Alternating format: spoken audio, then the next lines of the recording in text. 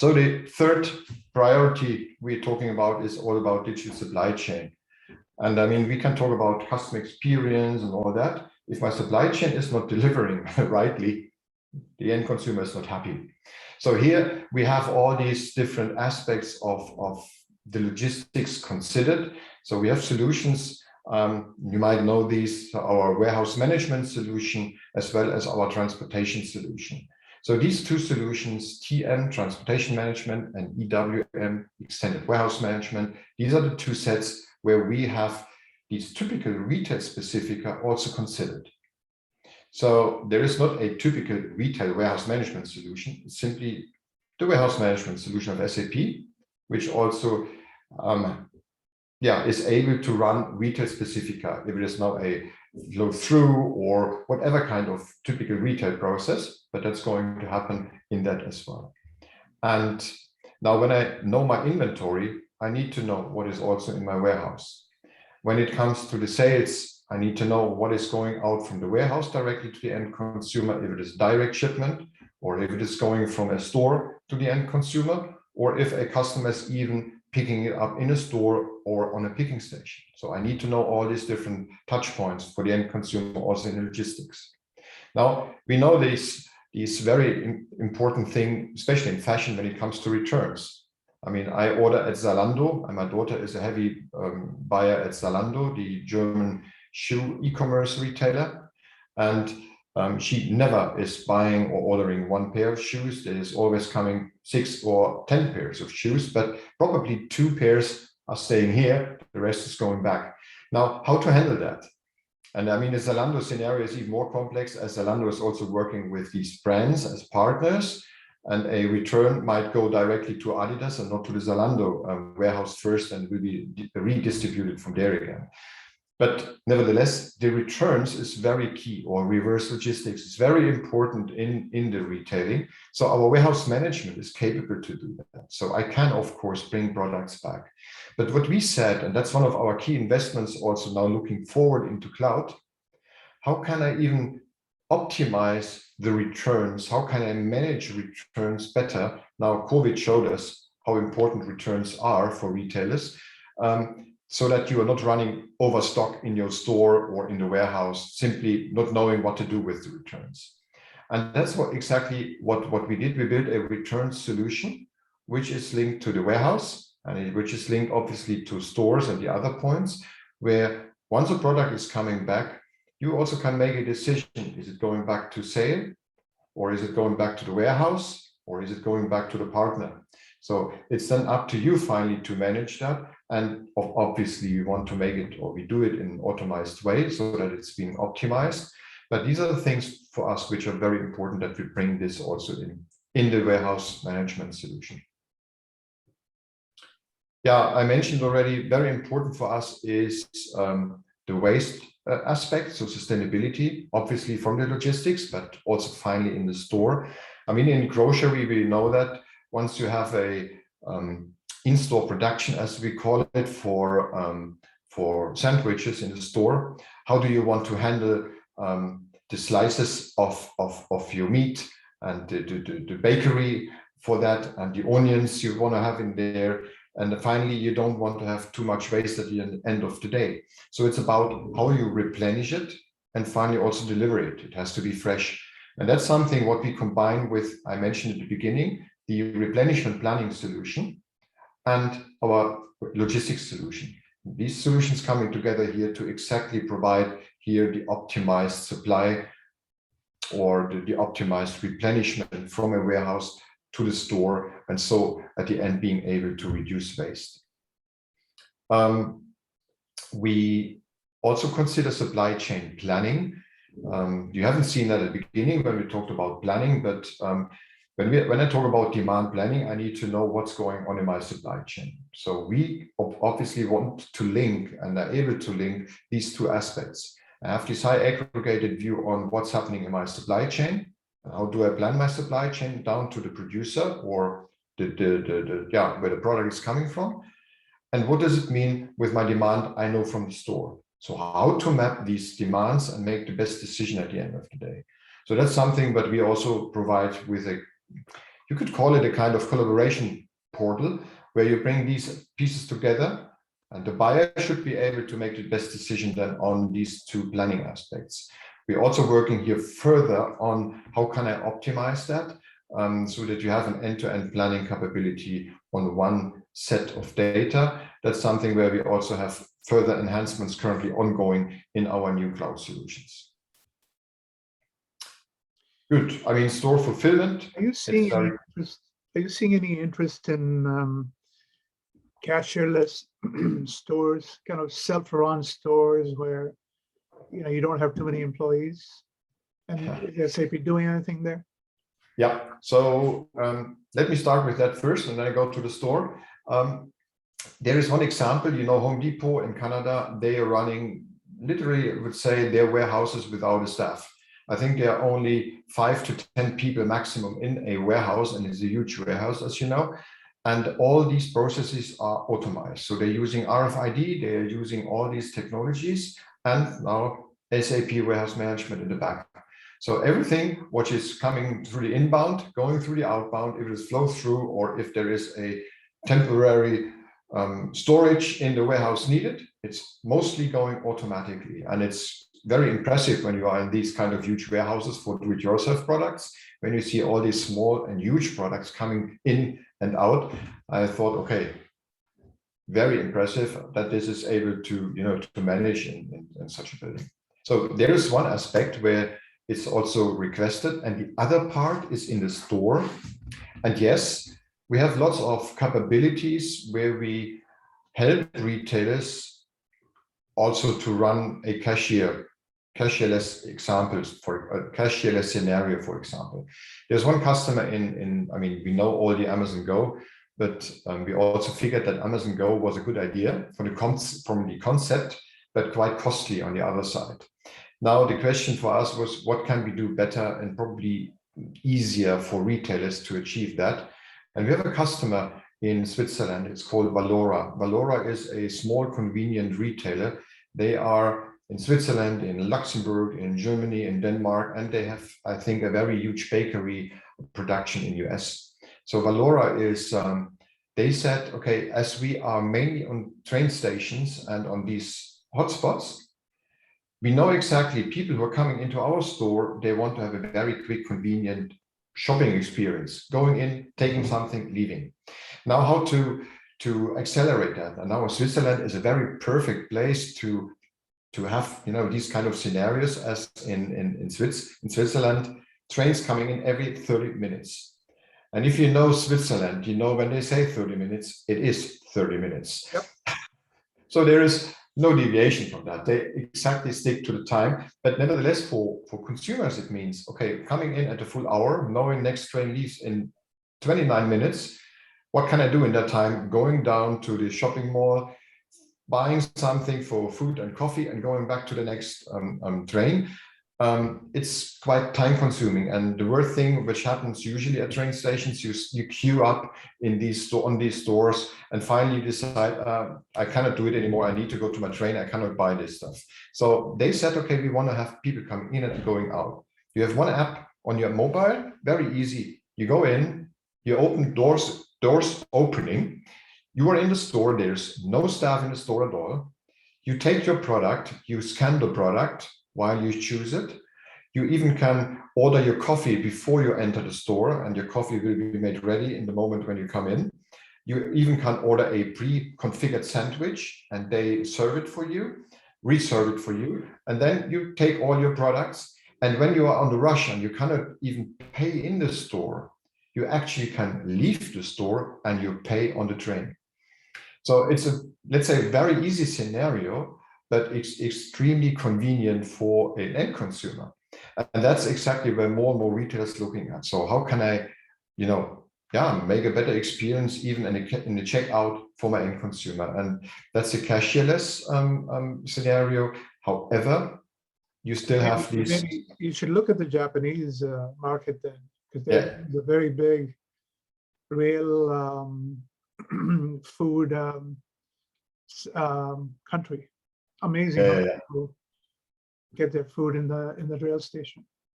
That's true, and actually, in Japan, what I figured, I mean, it's a couple of years back when I was there last time, they were a bit further ahead on the checkout scenarios also, where you don't have to pay that much, or even with the easy card payment.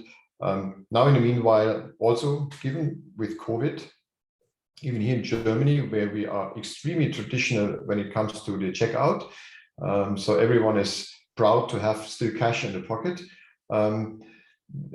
They changed immediately from one day to the other, with this touchless checkout, so that you pay either with the Apple Watch or by card simply while leaving. And it's extremely convenient. I like it. Even my mother, she said, okay, I'm not taking any cash anymore with me. I'm going with my card. So that's, I think, a change. And for me, that's the usual future now, also when it comes to the store. We're seeing a little resistance in the US where some consumers don't want to deprive a human being of a job. So they'll still go to a store where there are human cashiers. And I'm like, I want convenience. I think finally, Vinnie, I think that it's the combination at the end. I mean, there is not black white. It's always the hybrid model also in the store. And I think that's also important for us when we talk about the store. Retailers need to rethink, what does it mean for my store? And I remember a couple of years back, everyone was afraid Amazon is coming into my country. I'm losing business. My question was always, why are you so afraid? Maybe that's the opportunity to rethink if your business is still state of the art, and what is it what you can do differently to bring the customer in your store. Because the store, in my opinion, is still the place where consumers can get the best experience ever. They don't get the same experience on the e-commerce. I mean, I'm a heavy e-commerce shopper. I mean, if I need to have something quick and convenient, I order that with Amazon, of course. But if I need to go, for shoes, or if I want to go for a pair of trousers or whatever, I go to the store. I want to check it. I want to test it. I want to feel it and all that. And I'm convinced that most of the end consumers, even my kids, still want to do that. And retailers have to attract the end consumers coming into the store. I think the next year is going to be tricky. The in-person experience has deteriorated a lot because of labor shortages and so on. So the next year, you're right, we would like that opportunity to go into the store for certain items. But I'm finding, you go in and people are either rude or nobody's around, you got to look for people. So I think the next year is critical for retail, how they manage. Absolutely. I mean, when I talk about this customer centricity, or let's say the personalization, I mean, the worst experience when you come into a store, regardless of grocery or whatever, and you ask for a very specific product where it is, and the staff is telling you maybe there or this aisle, I don't know. Lost business finally. And they have a handheld which they could easily look up, but if you haven't been trained on it. And that's exactly what we also want to provide, or what we provide, obviously, with our store capabilities we already have, that you can equip at the end the staff in the store. Because again, the connection with the end consumer is the important one. It's not sitting in the back office. You make finally your business when talking to the customers, when serving the customers. And that's important, that you have the staff equipped with the right information. And the information have to be real, not information from yesterday. They have to be from right now. So if a product has been taken and it's going through the POS, the checkout, I have to know that it's not available anymore if it was the last one. But I need to have that information. Otherwise, it is, I mean, it's wrong then finally. That's, I think, very key. And there are lots of other things we want to provide here. And you see, if you look at the store, we have a solution. It's called the merchandise inventory management. And it's actually a store solution, which is part of our core merchandising. So what we do here, it's very simply, technically, you have a browser running in a store, and you have a very specific, our Fiori UI, which provides you exactly the transactions you need to run in the store. All the transactions running in the back end, but they are tailored for the end user in a store. So it could be a handheld handheld UI, it could be the screen UI, whatever UI you need, you can simply display it for your purpose. If it is the inventory lookup, or if it is a sales order generation, or if it is a replenishment process, it's tailored for the purpose in the store, but it's running on the backend system. And I think that's the Would a beauty. Pepsi use that for their merchandising, as they go into different stores to replenish consumer products? Who said Pepsi? Pepsi, or any major consumer brand, would they use that capability in merchandising? Yeah, no, it's not tailored for that one. I mean, we considered it a couple of years back and had discussions with the CPG companies on that too, for their account managers when they go to the stores, that they have a kind of a application with them. I mean, in CP we have a similar thing we provide also for the account managers, but it's not a retail solution. The thing is, retailers, and you know that better than me, retailers, that they don't want to share the data with the account manager. So we had, I mean, you can use the same technology, but the data and the underlying data would be a bit different data set, call it this way. Okay. Yeah. So, and finally, we talk about our new business models, and I want to keep this quite short. I mean, there are many customers or retailers in the world in the meanwhile who are saying, okay, we need to open up businesses. Verticalization is one of the keywords here. Aldi runs in the meanwhile, I think 40% of their assortment is seasonal based or fashion based. Lidl in Germany, they opened up a recycling company. They said, okay, we bring our plastic bottles back into our own recycling company, and then from there it goes to our own water filling company, and from there it comes back into our own store. Circular economy. ASICS, Under Armour, they do lots of these healthcare interactions with these sensor technology in garments or in shoes and things like that. So there are lots of things where retailers broaden their businesses. But I think it's still important that you have simply think further. What are things which makes my business different to the competitor? Not just the product, it could be the same product, but how can I attract my customer in a different way so that it is coming into my store or into my business? And I think that's very key for every retailer to exactly look at these opportunities, and there are lots of opportunities. And here we want to support as good as we can, if it is through technology, if it is to data. I think data finally is the magic word here. So having the right underlying platform, the right underlying repository where you can get all the data together to make something useful out of that, but also the linkage into other business areas. If it is the combination with seasonal business, or the combination with a CPG company who's going direct to the end consumer, or if it is a combination with oil and gas, telecommunication is a very key topic. Telco companies are saying our retail is key, so they broaden even or increasing their retail business. The same even in automotive. We're talking to automotive companies and their retail business. I mean, selling a car is one thing, but selling all these equipments in the back, that's becoming a more important business for every automotive company. So it's growing too. So there are lots of things, where we see verticalization, call it this way, in the retail space. Sure. So these are the 5 priorities, and I will skip these slides. You can look at that in the details. But what I want to show you finally is, I don't know why it's not moving forward. There it is. I have detailed slide underneath. You have this slide just for now as the overview where we can talk through. These are the key areas where we do our so-called innovation. Important to know for you, Vinnie, is that every innovation we are talking about is going along with customers. And we have customers as so-called co-innovation partners. So from different segments, different areas, different countries. And with that, we want to centralize and to work together with customers on business scenarios, on use cases, on the requirements, so that we have a good understanding of everything, also for new solutions coming in the cloud. Just that we are not, developing somehow in parallel to that what customers are expecting. So we need to of course meet here the point. One is the planning part. I mentioned at the beginning, you've seen that's a very important topic for us.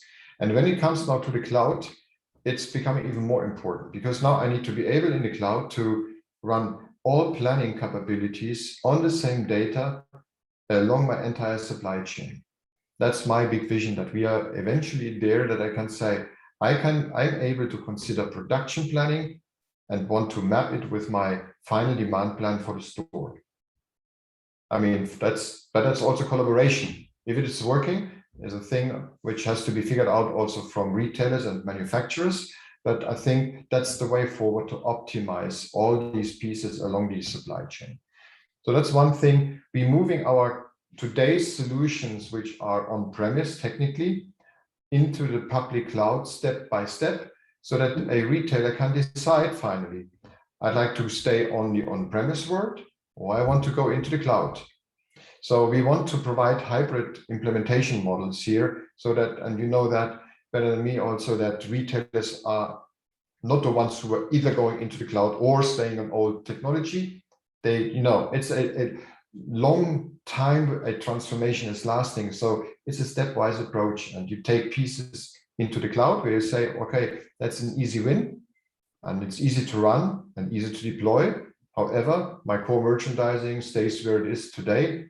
And in the next 5 years, I move it over onto a new technology. It could be then an on-premise or on a cloud technology.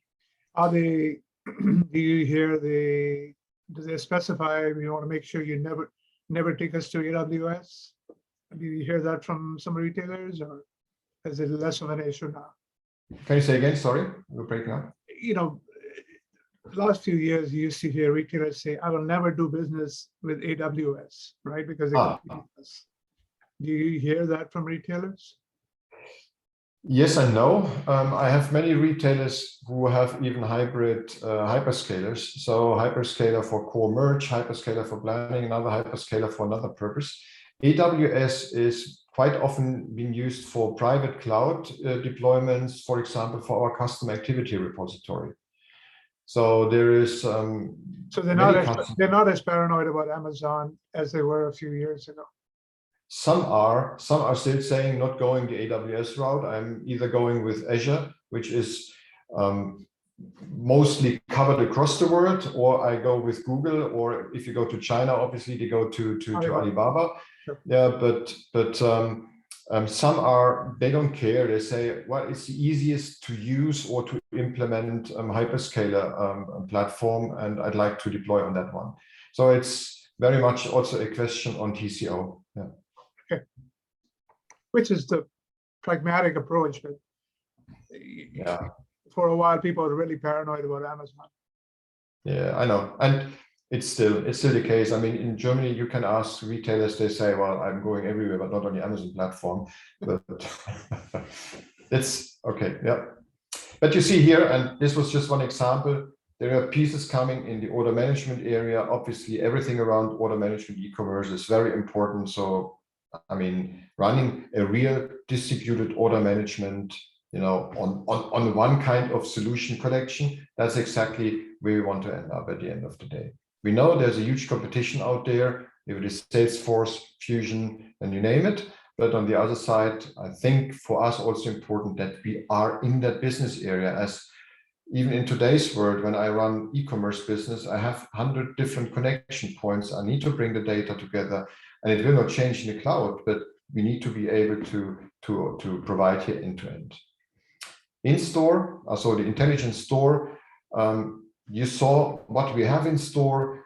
We do lots of new things together with partners also for the store area. If it is, let's say, new technology, sensor technology, RFID technology, but also cashierless scenarios and more, so that we, you know, provide a kind of foundation where we say, that's my store foundation, and the technology is underlying, the integration is provided into the core merchandising, and with the partners, we are able then to enhance accordingly use cases for our retailers. But mention that for us, it's very important, and you see fashion is part of the retail space here. We still invest into our on-premise world. I cannot leave a retailer simply behind and say, hey, we go into cloud, see you there. No, we need to help retailers moving there. And this is in my opinion, not just a 3-year journey, this is a 5 to 10 years journey. We have worldwide about 5,000 customers running one of these core solutions in retail. Now, I cannot simply switch off and switch on. I need to help them transforming to that new technology, and this takes a while. So we need to invest also in the given today's S4 core merchandising world. And in the same, we need to invest also for the cloud so that we are ready for those who want to move, but also ready for those where we need to help moving forward. But it's on S4, not ECC. You have to move to S4 on-premise. Yeah. So ECC, I mean, S4, we have 2 versions of S4. One is the S4 core merchandising, let's say the on-premise or the private cloud edition. And the other one is the S4 cloud solution, which is a public cloud solution, right? So that's obviously a huge investment for us, but the old ECC, today's S4 core merchandising, that's the to go for most of the retailers at the moment. Yeah.